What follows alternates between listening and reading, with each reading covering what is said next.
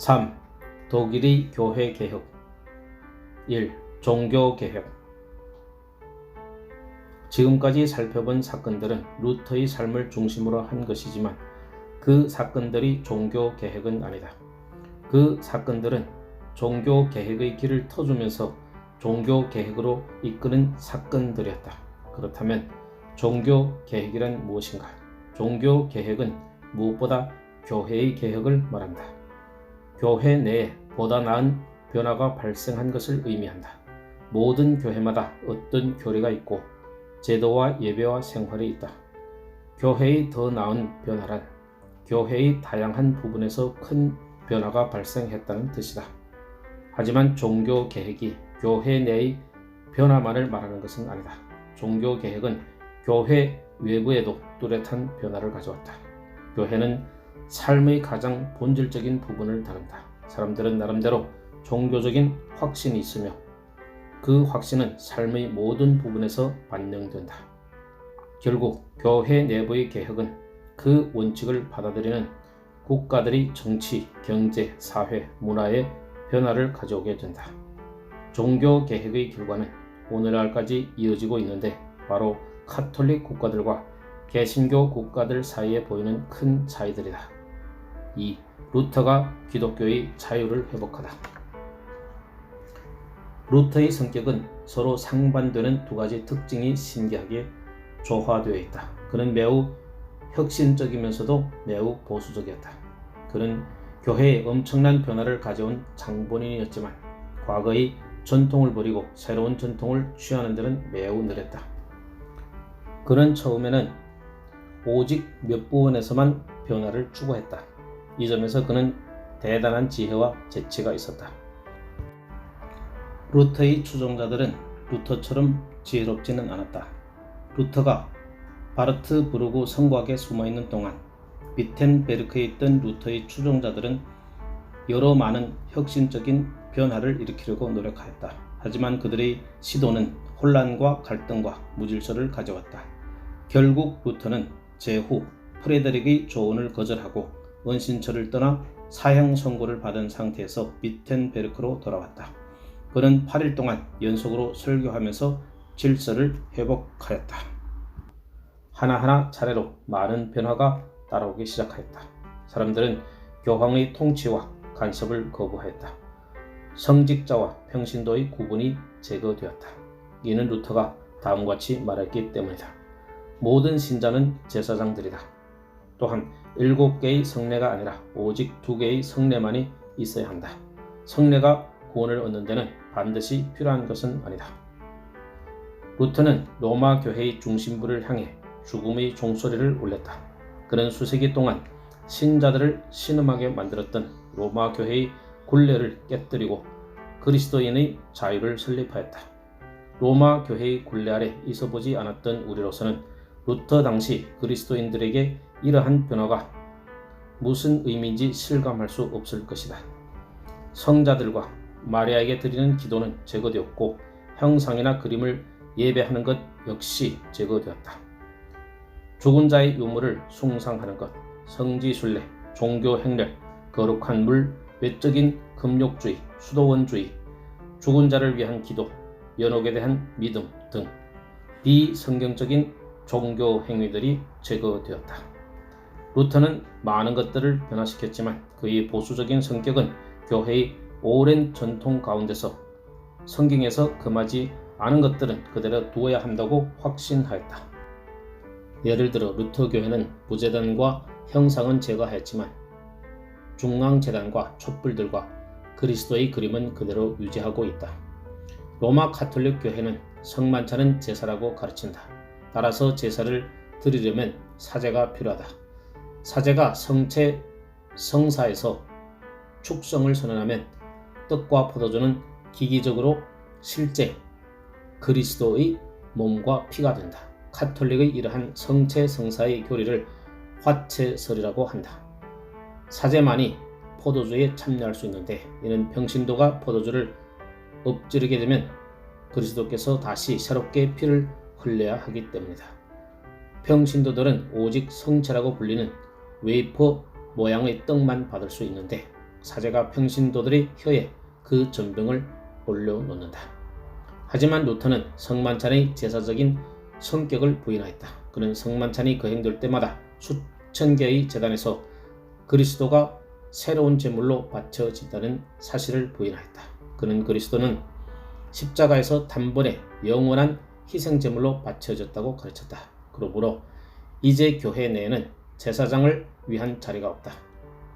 이에 루터 이후로 개신교회는 말씀 사역자는 있지만 사제는 사라졌다. 또한 주의 성만찬에는 모든 성도들이 떡뿐만 아니라 포도주까지 참여할 수 있다. 루터는 떡이 실제로 그리스도의 몸으로 변화한다는 교리를 부정하였으나 그럼에도 그리스도의 몸은 주의 성만찬에 존재한다고 가르쳤다. 그 이유는 그리스도께서 승천하신 이후로 주님의 몸은 하나님의 신성처럼 모든 곳에 존재할 수 있다고 보았기 때문이다. 3. 교회 관리 형태가 발전하다. 루터는 교회의 조직 또는 관리 형태에 큰 관심이 없었다. 그가 채택한 교회 관리 형태는 성경의 가르침에 기초한 것이 아니지만 그 당시 교회 형편에 어울리는 형태로 발전하였다. 루터는 교회 사찰 제도를 도입하였다. 신방제도.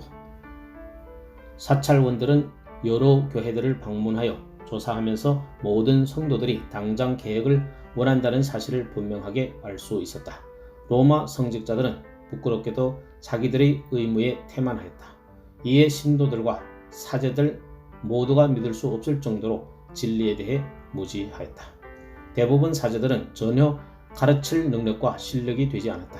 그들은 단지 말없는 미사를 집행할 수 있을 뿐이었다.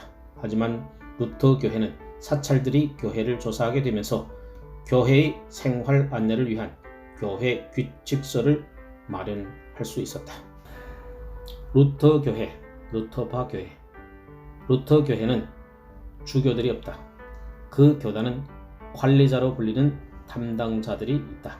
그들은 어느 정도 주교들과 비슷한 역할을 한다. 회중은 루터 교회의 관리 대상이며 회중에 의해서 선출된 여러 직분자들과 교단에서 세운 목사에 의해 구성된 교회 회의에 의해 관리된다. 루터 교회의 관리 체제에 있어서 가장 중요한 특징은 정부와의 관계이다. 루터는 정부가 교회 위에 있어야 한다는 원칙을 따랐다. 그는 아마 당시 상황 때문에 그러한 원칙을 택한 것으로 보인다. 인간적으로 말하면 그는 정부의 도움을 받아 목숨을 구했으며 특히 그의 군왕인 섹슨의 제후 프레드릭의 보호 덕분에 살아날 수 있었다. 마찬가지로 개신교회가 독일 땅에서 존재할 수 있었던 지역은 개신교를 받아들인 군주들이 주관하는 영역에서만 가능했다. 이러한 상황 가운데 루터는 개신교 군주들에게 교회들에 대한 권한을 상당하게 허락했던 것이다. 루터는 한동안 모든 독일 국민을 껴안는 하나의 독일 개신교가 서기를 바랐다. 하지만 그 소망은 이루어지지 않았다. 몇몇 독일 영역은 여전히 로마 카톨릭으로 남아 있었다. 심지어 독일 내의 개신교회는 수많은 지역교회로 나누어졌다. 여러 다양한 방법과 다양한 상황 가운데서 16세기의 교회는 여러 나라에서 개혁되었다. 스칸디나비아 반도의 나라들인 덴마크, 노르웨이, 스웨덴에서도 교회의 개혁이 불붙듯하였다. 이 지역에서는 루터의 영향에 의한 종교 개혁을 택하였다. 덴마크, 특히 스웨덴에서의 종교 개혁의 승리는 종교 개혁 이후에 이어지는 종교 전쟁에서 결정적인 역할을 하게 된다. 4. 공부 자료들과 예배. 루터가 바르트부르크 성곽에서 1521년 5월 4일부터 1522년 3월 3일까지 10개월 숨어 지내는 동안 그는 게으르지 않았다. 그는 원어 성경을 그의 모국어인 독일어로 번역하였다.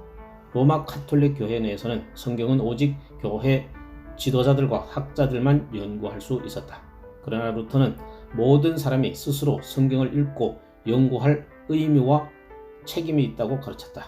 이제 개신교 교회에서는 라틴어로 드려지던 예배가 독일어로 대치되었다. 루터는 또한 교육을 위해 상당한 일들을 하였다. 일반 사람들이 지독한 무지를 들기 위해 그는 모든 곳에 학교를 세우는 일에 혼신을 다해 수고하였다. 어린 아이들이 복음적인 교리에 철저하게 서도록 하기 위해서 루터는 소요리 문답을 썼다. 소요리 문답은 매우 작은 책이었지만 위대한 개혁자들이 이룬 가장 중요한 사역들 중 하나였다. 루터의 소요리 문답은 루터교 아이들이 대대로 양육받게 될 기초 교리였다. 루터의 개신교는 또한 새로운 찬송책을 필요로 하였다. 놀랍게도 탁월한 루터의 또 하나의 업적은 로마 카톨릭과의 끔찍한 투쟁 가운데서 많은 시와 찬송을 지었다는 사실이다. 그가 40세 정도가 될 때 새로운 찬송책을 만들 수 있을 정도로 많은 시와 찬양곡을 지었다. 루터가 지은 찬송들 대부분이 위대한 시적인 미는 없지만 그의 찬송은 영감으로 가득하다. 특히 그가 지은 곡 중에 내 주는 강한 성이요는 영원토록 교회에 알려지는 찬송이 되었다. 루터는 오직 하나의 참된 가시적 교회가 이 땅에 존재한다고 보았다. 그는 자신과 그의 추종자들이 교회를 떠난 것으로 여기지 않았다. 도리어 로마 교회가 신약의 교회를 떠난 것으로 여겼다. 루터는 자신이 새로운 교회를 설립했다고 느낀 일이 없었다. 그가 행한 것은 기형화가 된 교회를 개혁한 것이었다. 루터 교회가 그들의 믿음을 세상을 향해 공식적으로 선언한 내용이 있다. 그 내용은 1530년 아우크스부르크 의회에 의해 받아들여졌는데 바로 아우크스부르크 고백으로 알려진 루터 교회의 신앙 고백이다. 이 고백은 고대 교회가 세계 기독교 총회의를 통해 기독교 신조를 만든 이후로 첫 번째 신조 또는 신앙 고백이라 하겠다. 아우크스부르크 고백은 고대 교회의 신조들을 대신하지 않았다. 루터 교회는 고대 교회의 신조들을 온 마음을 다해 믿었다. 즉 사도신경, 니케아 신경, 칼케돈 신경 등을 그대로 받아들였다. 아우크스부르크 고백은 이러한 고대 신경 위에 서서 그 신조들을 포함하면서 동시에 좀 더 구체적으로 확장된 신조라 하겠다. 5. 루터가 많은 조력자들을 얻다. 루터는 많은 조력자들을 얻었다. 그의 절친한 친구이며 가장 큰 도움을 준 동역자는 필립 멜란히톤이었다. 멜란히톤은 1518년 21세의 가장 젊은 나이에 비텐베르크 대학에서 그리스어 교수가 되었다. 그러므로 그는 실제적으로 처음부터 종교 개혁 운동에 관여되어 있었다. 루터가 바르트부르크에 있는 동안 멜란히톤은 루터의 사상을 조직적으로 제시하는 첫 번째 작품을 출판하였다. 그 작품은 신학 개론이라는 제목하에 출판되었다. 멜란히톤은 독일의 선생이라 불릴 정도로 그 시대의 가장 박식한 인물 중 하나였다. 그는 조용한 개혁자로 불렸는데 루터교에 상당한 영향을 행사하였다. 루터를 도운 또 다른 귀한 조력자는 대선 제후 프레드릭의 개인 비서인 슈팔라틴이었다. 놀랍게도 제후 프레드릭과 루터는 서로 귀하게 여기며 우정을 지켰음에도 불구하고 이 둘은 서로 한 번도 만난 적이 없었다. 슈팔라틴은 그 둘 사이에서 중개 역할을 하였다. 1525년 6월 13일 루터는 매우 특별한 조력자를 얻었다. 바로 아내 캐더린 본 보라와 결혼한 것이다. 그녀는 수녀였고 루터는 수도승이며 사제였는데 둘이 결혼하였다. 수도승이나 수녀가 되려는 사람은 평생 결혼하지 않겠다는 맹세를 해야 한다. 루터가 결혼할 때 이미 로마교회에 300년 이상 가장 엄중하게 사제의 결혼을 금하여 왔다. 사제들이 결혼을 못하도록 하는 제도는 성직자의 독신주의로 알려져 있다. 루터가 결혼하자 많은 사제들과 수도승들과 수녀들이 그의 본을 따라 결혼하기 시작했다. 따라서 종교개혁 운동은 더욱 로마 교회로부터 분리되어 나갔다.